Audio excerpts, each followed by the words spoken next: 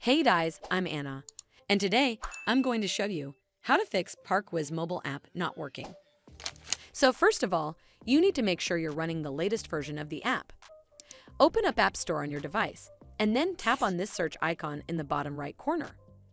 Then search for the ParkWhiz app, and if you see this update button right next to the app name, simply tap on it to make sure you're running the latest version of the app. But if you still encounter this issue, then you need to clear App Cache. Go to your device settings and then scroll all the way down to General and tap on it. Then tap on iPhone Storage. From here, search for the ParkWhiz app and then tap on it. Once you're on this screen, you need to tap on Offload App. Tap again to confirm. It'll take a bit for processing, and then a Reinstall button will show up. Simply tap on it to reinstall the app.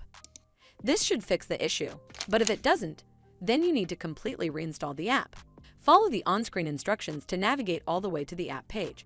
Once you're on this screen, tap on Delete App to uninstall the app from your device. Once uninstalled, you need to open up App Store and then search for the ParkWhiz app right over here in the search bar, and then click on this Get button to install it back on your device. Hopefully, this will fix the issue. And if it did, then make sure you give this video a super thanks by clicking on this heart icon to help support the channel, and don't forget to hit that subscribe button. We'll see you in the next one.